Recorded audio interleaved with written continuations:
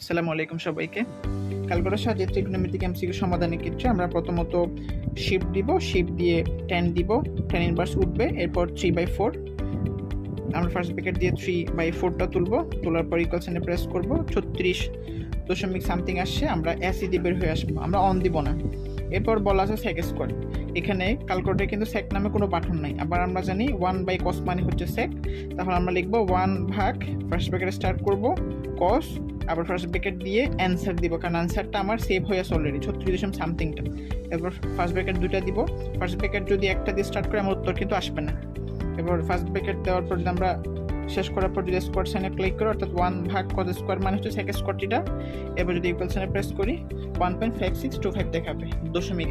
দশমিকে উত্তর থাকবে না। দশমিক থেকে ভগ্নাংশে নিয়ে যাওয়ার জন্য শিফট দিয়ে শিফটের নিচে 3 নম্বর বাটনটা AB/C দিলে আমাদের উত্তর দেখাবে সরাসরি 25/16 বা এটা